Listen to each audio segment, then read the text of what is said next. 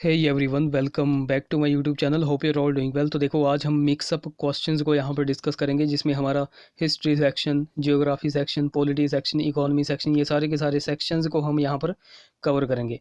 तो देखो, आपको सिंपली क्या करना है, आपको खुद को चेक करना है, आप अपना जो है तो खुद से टेस्ट लगाना है कि आपके इन क्वेश्चंस में से कितने क्वेश्चंस सही होंगे। ओके, तो लास्ट में आप अपना स्कोर भी फिर नीचे कमेंट करना। बाकी वीडियो को शुरू करने से पहले वीडियो को लाइक ज़रूर करें और हमारे चैनल लेट्स प्रिपेयर को सब्सक्राइब ज़रूर करें। सो 161 क्वेश्चन से हम स्टार्ट कर रहे हैं। टोटल हम यहाँ पर मैक्सिमम हम 30 क्वेश्चंस को यहाँ पर डिस्कस करेंगे। सो फर्स्ट हमारा क्वेश्चन है, शाहनामा वॉज रिटन बाय। तो शाहनामा पुस्तक जो है तो किसके द्वारा लिखी गई है? शाहनामा पुस्तक जो है तो किसने लिखी है? तो देखो, इंपॉर्टेंट क्वेश्चन है ये, हर बार एग्जाम में पूछा जाता है। शाहनामा पुस्तक लिखी है फिरदौसी ने। ऑप्शन यहाँ पर डी करेक्ट होगा। अच्छा, कई बार ये भी पूछा जाता है कि जो शाहनामा पुस्तक लिखी गई है, यह किस भाषा में लिखी गई थी? तो यह फ़ारसी भाषा में लिखी गई है। ये भी पॉइंट आपको नोट रखना है, किस भाषा में? फ़ारसी भाषा में। अच्छा, एक और क्वेश्चन बन जाता है कि ये जो फिरदौसी था, फिरदौसी ये मतलब किसके दरबार में रहता था? तो देखो, फिरदौसी जो था तो महमूद गजनवी के दरबार में रहता था। महमूद गजनवी के दरबार में यह रहता था, फिरदौसी। ओके, बाकी यह लेखक के तौर पर जो है तो महमूद गजनवी के दरबार में रहता था। बाकी ये जो पुस्तक मैंने आपको बताई, शाहनामा पुस्तक, इसका एक पॉइंट आपको नोट रखना है कि इसको अफ़गानिस्तान के महाभारत के रूप में भी जाना जाता है। आपसे क्वेश्चन पूछा जाएगा कि किस पुस्तक को अफ़गानिस्तान के महाभारत के रूप में जाना जाता है, तो आपको सिंपली टिक कर देना है शाहनामा। ओके, तो देखो, ये कुछ पॉइंट्स हैं, इनको आपको नोट रखना है। 162 क्वेश्चन की बात करें, who was the favourite deity of Ashoka according to Rajatarangini of Kalhana. तो कलहण की राज तरंगिणी के अनुसार अशोक का प्रिय देवता कौन था? तो देखो, यहाँ पर पहले मैं आपको सिंपल सा बता दूं, जो सीरियस कैंडिडेट होंगे उनको पता होगा कि यहाँ पर पूछा गया है कलहण की राज तरंगिणी के अनुसार, ना कि ऐसा पूछा गया है कि अशोक जो है तो किस धर्म को मानता है। अगर देखो, सिंपल सा क्वेश्चन आपसे पूछा जाता कि अशोक किस धर्म को मानता है, तो आप सिंपल टिक कर देते बौद्ध, यानी कि ऑप्शन ए पर आप टिक कर देते। बट यहाँ पर पूछा गया है कलहण की राज तरंगिणी के अनुसार अशोक का प्रिय देवता कौन था? तो देखो, कलहण की राज तरंगिणी के अनुसार अशोक का प्रिय देवता था शिव। ऑप्शन यहाँ पर देखो सी करेक्ट हो जाएगा। अब देखो, यहाँ पर सी करेक्ट हो जाएगा। बाकी अशोक का आपको पता है, यह बौद्ध धर्म को मानता था। इसने अपने पुत्र महेंद्र और पुत्री संघमित्रा को जो है तो श्रीलंका भी भेजा था। और श्रीलंका भेजा क्यों था? तो बौद्ध धर्म का प्रचार करने के लिए, जिससे हमें साफ दिखाई दिखाई देता है कि अशोक जो है तो बौद्ध धर्म को मानता था। बाकी देखो, कलहण की राज तरंगिणी की बात करें, कलहण ने पुस्तक लिखी थी राज तरंगिणी। तो कई बार एग्जाम में क्वेश्चन बनता है कि कलहण की पुस्तक राज तरंगिणी में किस किस जो है तो वंश का हमें प्रमाण देखने को मिलता है? तो देखो, कश्मीर का यहाँ पर इतिहास देखने को हमको मिलता है। कश्मीर का इतिहास जो है तो कलहण की राज तरंगिणी पुस्तक में हमें देखने को मिलता है। बाकी थोड़ा बहुत हमारे हिमाचल प्रदेश का भी देखने को मिल जाता है। अगर डिस्ट्रिक्ट वाइज की बात करें तो देखो, चंबा डिस्ट्रिक्ट का थोड़ा बहुत जो है तो कलहण की राज तरंगिणी में हमको देखने को मिल जाता है। और लाहौल स्पीति का इतिहास भी हमको थोड़ा बहुत कलहण की राज तरंगिणी में देखने को मिल जाता है। तो ये कुछ पॉइंट्स हैं, इनको आपको बिल्कुल नोट रखना है। अगले क्वेश्चन की बात करें, क्वेश्चन नंबर हमारा 163 है। The Buddhist university at Nalanda was set up in the. तो नालंदा में बौद्ध विश्वविद्यालय स्थापित किया गया था। तो देखो, सिंपली आपसे पूछा गया है, जो नालंदा में बौद्ध विश्वविद्यालय स्थापित किया गया था वो कब किया गया था, यानी कि किस शताब्दी में किया गया था? तो पहले तो आपको पता होना चाहिए कि ये जो नालंदा का विश्वविद्यालय है, ये स्थापित किया किसने था? तो देखो, ये स्थापित किया था कुमार गुप्त ने। किसने किया था? कुमार गुप्त ने।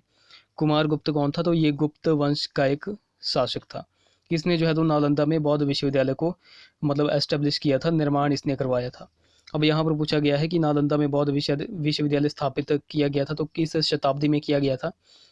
तो देखो, ये किया गया था 5वीं शताब्दी ईस्वी में। ऑप्शन देखो यहाँ पर सी करेक्ट हो जाएगा। ऑप्शन सी करेक्ट होगा।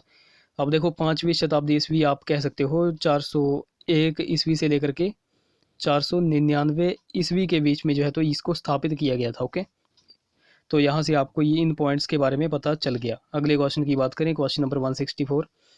The founder of Bhagavatism was. तो भागवत धर्म का संस्थापक कौन था? तो देखो, भागवत धर्म का संस्थापक था वासुदेव। कौन था? वासुदेव। और देखो, वासुदेव की अगर बात करें तो वासुदेव आखिर था कौन? तो देखो, वासुदेव जो था तो एक यादव वंश का, यानी कि आप कह सकते हो यादव कुल का एक नेता था, यादव वंश या फिर यादव कुल का एक यह नेता था। बाकी ये जो भागवत धर्म है, भागवत धर्म का उद्भव जो हमको कहाँ पर देखने को मिलता है, किस काल में देखने को मिलता है, तो मौर्योत्तर काल में जो है तो भागवत धर्म का उद्भव हो चुका था। ओके, मौर्योत्तर काल में।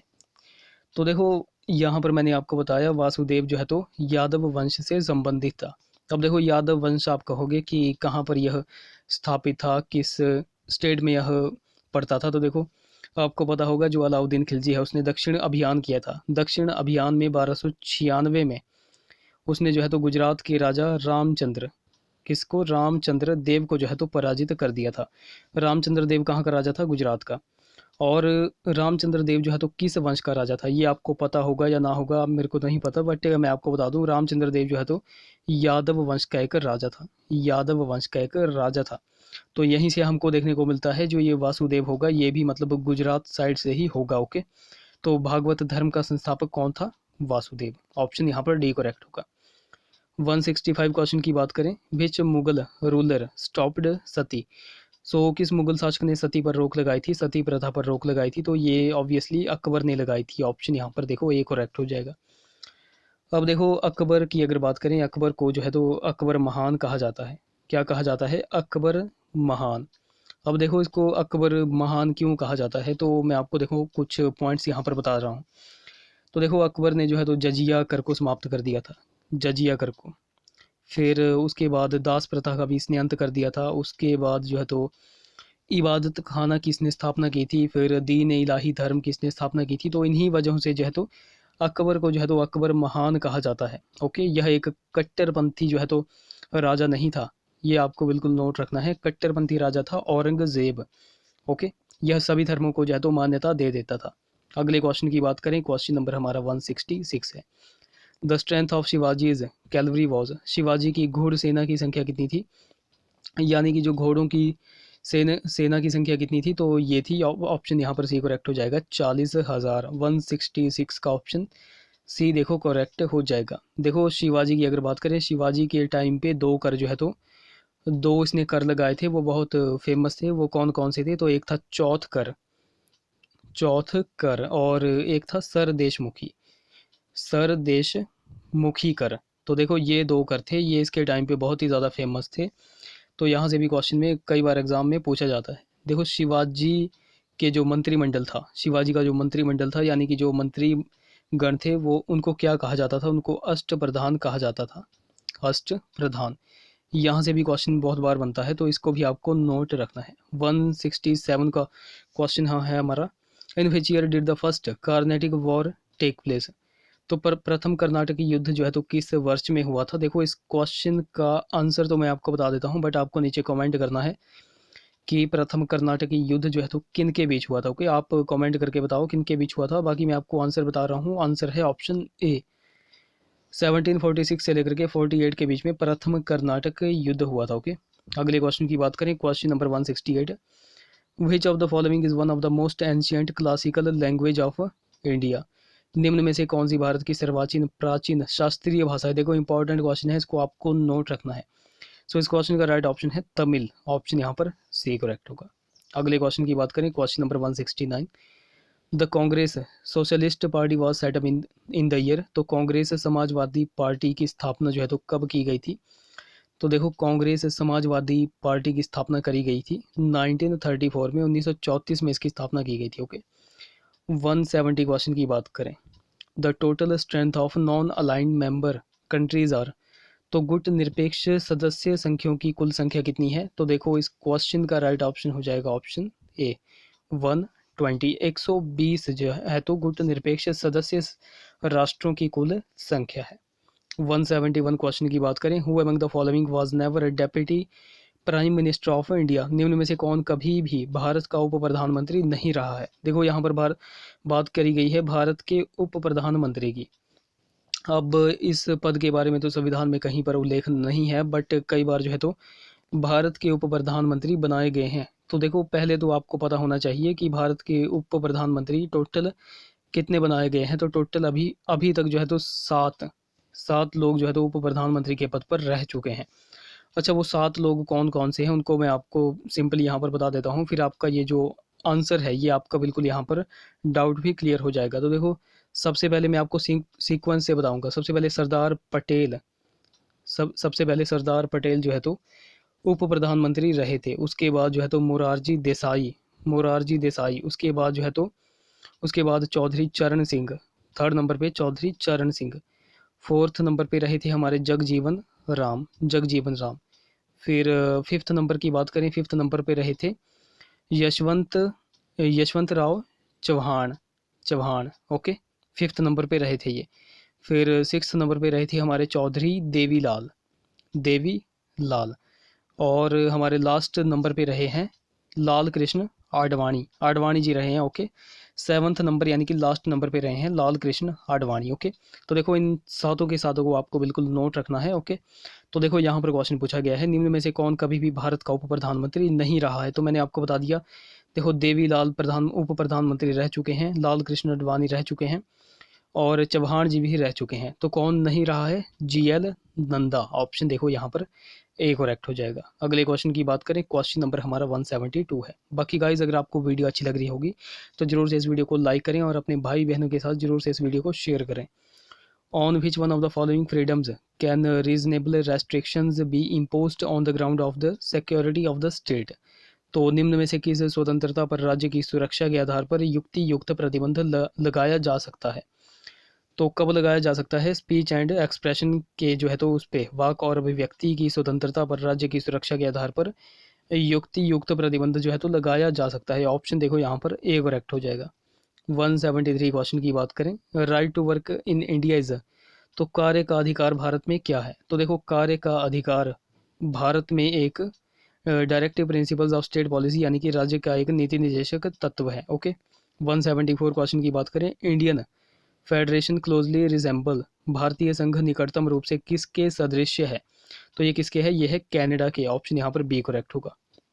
175 क्वेश्चन की बात करें, द अकाउंटेबिलिटी और responsibility of the prime minister and cabinet to the Lok Sabha is, तो प्रधानमंत्री और मंत्रिमंडल की लोकसभा के प्रति जिम्मेदारी अथवा उत्तरदायित्व क्या है? तो यह है डायरेक्ट, कंटिन्यूस एंड कलेक्टिव यानी कि प्रत्यक्ष, निरंतर और सामूहिक। ओके, ऑप्शन यहाँ पर डी करेक्ट होगा।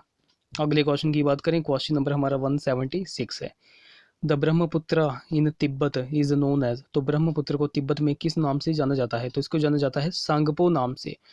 ऑप्शन यहाँ पर ए करेक्ट होगा। ओके, ऑप्शन ए करेक्ट होगा। 177 क्वेश्चन की बात करें, which of the following is not a raw material for the paper industry, तो निम्न में से कौन सा कागज उद्योग के लिए कच्चा पदार्थ नहीं है? तो नहीं है पूछा गया है, तो यहाँ पर इनमें से कोई नहीं हो जाएगा। ओके, ऑप्शन यहाँ पर डी करेक्ट होगा। 178 क्वेश्चन की बात करें, जगाधरी जो कि हरियाणा में पड़ता है इज़ फेमस फॉर, तो ये किसके लिए फेमस है?